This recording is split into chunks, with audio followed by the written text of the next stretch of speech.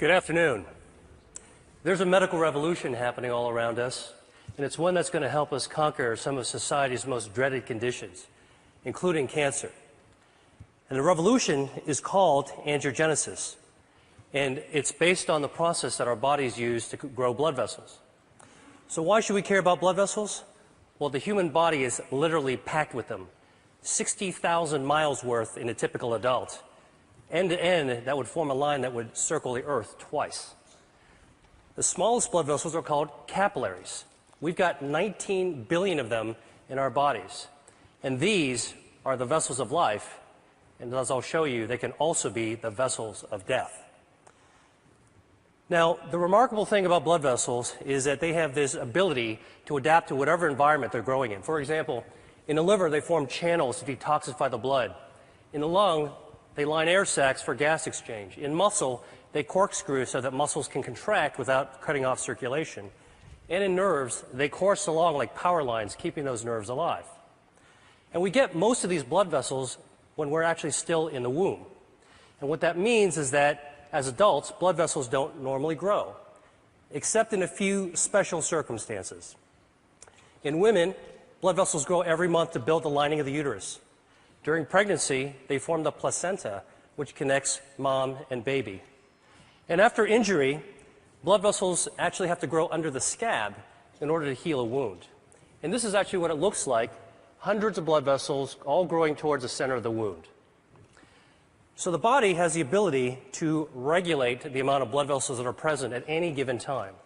And it does this through an elaborate and elegant system of checks and balances, stimulators and inhibitors of angiogenesis, such that when we need a brief burst of blood vessels, the body can do this by releasing stimulators, proteins called angiogenic factors, that act as natural fertilizer and stimulate new blood vessels to sprout. And when those excess vessels are no longer needed, the body prunes them back to baseline using naturally occurring inhibitors of angiogenesis. Now, there are other situations where we start beneath the baseline and we need to grow more blood vessels just to get back to normal levels, for example, after an injury. And the body can do that too, but only to that normal level, that set point. But what we now know is that for a number of diseases, there are defects in the system where the body can't prune back extra blood vessels or can't grow enough new ones in the right place at the right time. And in these situations, angiogenesis is out of balance. And when angiogenesis is out of balance, a myriad of diseases result. For example, insufficient angiogenesis, not enough blood vessels, leads to wounds that don't heal, heart attacks, legs without circulation, death from stroke, nerve damage. And on the other hand, excessive angiogenesis, too many blood vessels, drives disease. And we see this in cancer, blindness, arthritis, obesity, Alzheimer's disease. In total, there are more than 70 major diseases affecting more than 1 billion people worldwide that all look on the surface to be different from one another, but all actually share abnormal angiogenesis as their common denominator. And this realization is allowing us to reconceptualize the way that we actually approach these diseases by controlling angiogenesis. Now, I'm going to focus on cancer because angiogenesis is a hallmark of cancer, every type of cancer. So here we go. This is a tumor, dark, gray, ominous mass growing inside a brain. And under the microscope, you can see hundreds of these brown-staining blood vessels, capillaries, that are feeding cancer cells, bringing oxygen and nutrients. But cancers don't start out like this. And in fact, cancers don't start out with a blood supply. They start out as small, microscopic nests of cells that can only grow to 1/2 a cubic millimeter in size. That's the tip of a ballpoint pen. Then they can't get any larger because they don't have a blood supply, so they don't have enough oxygen or nutrients. And in fact, we're probably forming these microscopic cancers all the time in our body. Autopsy studies from people who died in car accidents have shown that about 40% of women between the ages of 40 and 50 actually have microscopic cancers in their breasts. About 50% of men in their 50s and 60s have microscopic prostate cancers. And virtually 100% of us, by the time we reach our 70s, will have microscopic cancers growing in our thyroid. Yet without a blood supply, most of these cancers will never become dangerous. Dr. Judah Folkman, who was my mentor and who was the pioneer of the angiogenesis field, once called this cancer without disease. So the body's ability to balance angiogenesis, when it's working properly, prevents blood vessels from feeding cancers. And this turns out to be one of our most important defense mechanisms against cancer. In fact, if you actually block angiogenesis and prevent blood vessels from ever reaching cancer cells, tumors simply can't grow up. But once angiogenesis occurs, cancers can grow exponentially. And this is actually how a cancer goes from being harmless to deadly. Cancer cells mutate, and they gain the ability to release lots of those angiogenic factors, natural fertilizer, that tip the balance in favor of blood vessels invading the cancer. And once those vessels invade the cancer, it can expand, it can invade local tissues, and the same vessels that are feeding tumors allow cancer cells to exit into the circulation as metastases. And unfortunately, this late stage of cancer is the one at which it's most likely to be diagnosed, when angiogenesis is already turned on and cancer cells are growing like wild. So, if angiogenesis is a tipping point between a harmless cancer and a harmful one, then one major part of the angiogenesis revolution is a new approach to treating cancer by cutting off the blood supply. We call this anti-angiogenic therapy, and it's completely different from chemotherapy because it selectively aims at the blood vessels that are feeding the cancers. And we can do this because tumor blood vessels are unlike normal healthy vessels we see in other places of the body. They're abnormal, they're very poorly constructed, and because of that, they're highly vulnerable to treatments that target them. And in fact, when we give cancer patients anti-angiogenic therapy, here, an experimental drug for a glioma, which is a type of a brain tumor, you can see that there are dramatic changes that occur when the tumor is being starved. Here's a woman with a breast cancer being treated with the anti-angiogenic drug called Avastin, which is FDA approved, and you can see that the halo of blood flow disappears after treatment. Now, I've just shown you two very different types of cancer that both responded to anti-angiogenic therapy. So a few years ago, I asked myself, can we take this one step further and treat other cancers, even in other species? So here is a 9-year-old boxer named Milo who had a very aggressive tumor called a malignant neurofibroma growing on his shoulder. It invaded to his lungs. His veterinarian only gave him 3 months to live. So we created a cocktail of anti-angiogenic drugs that could be mixed into his dog food, as well as an anti-angiogenic cream that could be applied on the surface of the tumor. And within a few weeks of treatment, we were able to slow down that cancer's growth such that we were ultimately able to extend Milo's survival to 6 times what the veterinarian had initially predicted, all with a very good quality of life. And we've subsequently treated more than 600 dogs. We have about a 60% response rate and improved survival for these pets that were about to be euthanized. So let me show you a couple of even more interesting examples. This is a 20-year-old dolphin living in Florida, and she had these lesions in her mouth that, over the course of 3 years, developed into invasive squamous cell cancers. So we created an anti-angiogenic paste. We had it painted on top of the cancer 3 times a week, and over the course of 7 months, the cancers completely disappeared and the biopsies came back as normal. Here's a cancer growing in the lip of a quarter horse named Jeunesse. It's a very, very deadly type of cancer called an angiosarcoma, had already spread to his lymph nodes. So we used the anti-angiogenic skin cream for the lip and the oral cocktail so we could treat from the inside as well as the outside. And over the course of 6 months, he experienced a complete remission. And here he is 6 years later, Jeunesse, with his very happy owner. Now, obviously, anti-angiogenic therapy could be used for a wide range of cancers. And in fact, the first pioneering treatments for people as well as dogs are already becoming available. There's 12 different drugs, 11 different cancer types, but the real question is, how well do these work in practice? So here is actually the patient survival data from 8 different types of cancer. And the bars represent survival time taken from the era in which there was only chemotherapy or surgery or radiation available. But starting in 2004, when anti-angiogenic therapies first became available, you can see that there has been a 70 to 100% improvement in survival for people with kidney cancer, multiple myeloma, colorectal cancer, and gastrointestinal stromal tumors. That's impressive. But for other tumors and cancer types, the improvements have only been modest. So I started asking myself, why haven't we been able to do better? And the answer to me is obvious. We're treating cancer too late in the game, when it's already established and oftentimes it's already spread or metastasized. And as a doctor, I know that once a disease progresses to an advanced stage, achieving a cure can be difficult, if not impossible. So I went back to the biology of angiogenesis and started thinking, could the answer to cancer be preventing angiogenesis? Beating cancer at its own game, so that cancers could never become dangerous. This could help healthy people, as well as people who have already beaten cancer once or twice and want to find a way to keep it from coming back. So to look for a way to prevent angiogenesis in cancer, I went back to look at cancer's causes. And what really intrigued me was when I saw that diet accounts for 30 to 35% of environmentally caused cancers. Now, the obvious thing is to think about what we could remove from our diet, what to strip out, take away. But I actually took a completely opposite approach and began asking, what could we be adding to our diet that's naturally anti-angiogenic, that could boost the body's defense system and beat back those blood vessels that are feeding cancers? In other words, can we eat to starve cancer?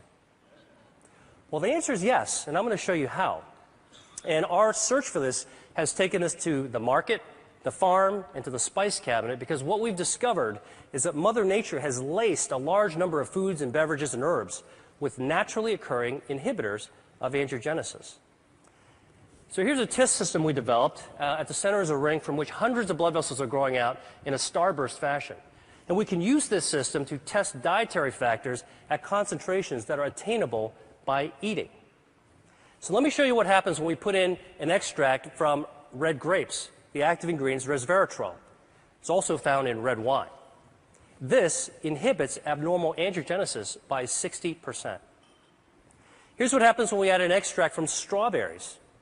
It potently inhibits angiogenesis. An extract from soybeans. And here is a growing list of our anti-angiogenic foods and beverages that we're interested in studying. And for each food type, we believe that there's different potencies within different strains and varietals. And we want to measure this because, well, while you're eating a strawberry or drinking tea, why not select the one that's most potent for preventing cancer? So here are 4 different teas that we've tested. They're all common ones. Chinese jasmine, Japanese sencha, Earl Grey, and a special blend that we prepared. And you can see clearly that the teas vary in their potency from less potent to more potent. But what's very cool is when we actually combine the 2 less potent teas together, the combination, the blend, is more potent than either one alone. This means there's food synergy. Here's some more data from our testing. Now, in the lab, we can simulate tumor angiogenesis, represented here in the black bar. And using this system, we can test the potency of cancer drugs. So the shorter the bar, less angiogenesis, that's good. And here are some common drugs that have been associated with reducing the risk of cancer in people. Statins, non-steroidal anti-inflammatory drugs, and a few others. They inhibit angiogenesis too. And here are the dietary factors going head-to-head against these drugs. You can see they clearly hold their own, and in some cases they're more potent than the actual drugs. Soy, parsley, garlic, grapes, berries. I could go home and cook a tasty meal using these ingredients. So imagine if we could create the world's first rating system in which we could score foods according to their anti-angiogenic, cancer preventative properties. And that's what we're doing right now. Now, I've shown you a bunch of lab data, and so the real question is, what is the evidence in people that eating certain foods can reduce angiogenesis in cancer? Well, the best example I know is this study of 79,000 men followed over 20 years, in which it was found that men who consumed cooked tomatoes 2 to 3 times a week had up to a 50% reduction in their risk of developing prostate cancer. Now, we know that tomatoes are a good source of lycopene, and lycopene is anti-androgenic. But what's even more interesting from this study is that in those men who did develop prostate cancer, those who ate more servings of tomato sauce actually had fewer blood vessels feeding their cancer. So this human study is a prime example of how anti-androgenic substances present in food and consumed at practical levels can impact on cancer. And we're now studying the role of a healthy diet with Dean Ornish at UCSF and Tufts University on the role of this healthy diet on markers of angiogenesis that we can find in the bloodstream. Now, obviously, what I've shared with you has some far-ranging implications even beyond cancer research, because if we're right, it could impact on consumer education, food services, public health, and even the insurance industry. And in fact, some insurance companies are already beginning to think along these lines. Check out this ad from Blue Cross Blue Shield of Minnesota. And for many people around the world, dietary cancer prevention may be the only practical solution, because not everybody can afford expensive end-stage cancer treatments, but everybody could benefit from a healthy diet based on local, sustainable, anti-androgenic crops. Now, finally, I've talked to you about food, and I've talked to you about cancer, so there's just one more disease that I have to tell you about, and that's obesity. Because it turns out that adipose tissue, fat, is highly angiogenesis dependent. And like a tumor, fat grows when blood vessels grow. So the question is, can we shrink fat by cutting off its blood supply? So the top curve shows the body weight of a genetically obese mouse that eats nonstop until it turns fat like this furry tennis ball. And the bottom curve is the weight of a normal mouse. If you take the obese mouse and give it an angiogenesis inhibitor, it loses weight. Stop the treatment, gains the weight back. Restart the treatment, loses the weight again. Stop the treatment, gains the weight back. And in fact, you can cycle the weight up and down simply by inhibiting angiogenesis. So this approach that we're taking for cancer prevention may also have an application for obesity. The really, truly interesting thing about this is that we can't take these obese mice and make them lose more weight than what the normal mouse's weight is supposed to be. In other words, we can't create supermodel mice. And this speaks to the role of angiogenesis in regulating healthy set points. Albert Szent-Györgyi once said that discovery consists of seeing what everybody has seen and thinking what nobody has thought. I hope I've convinced you that for diseases like cancer, obesity, and other conditions, that there may be a great power in attacking their common denominator, angiogenesis. And that's what I think the world needs now. Thank you.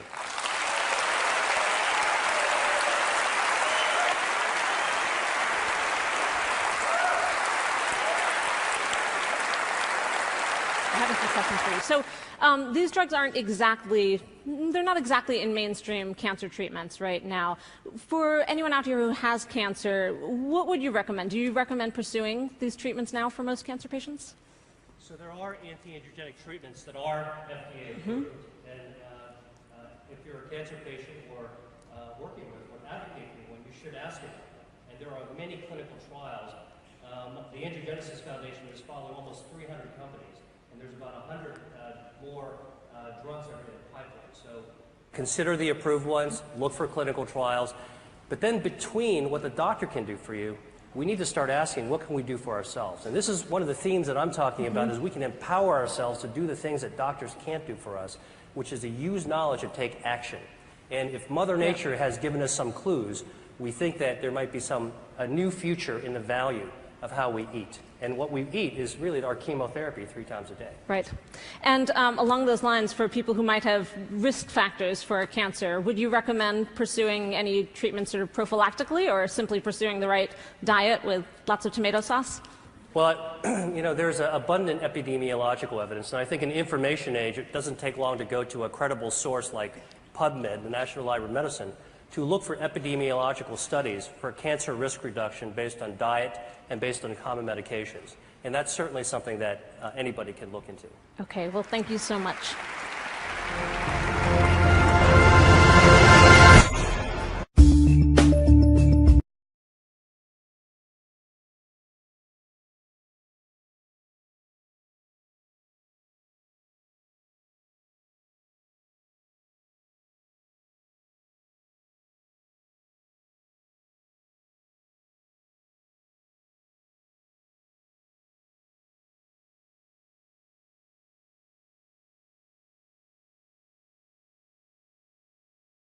Jeunesse.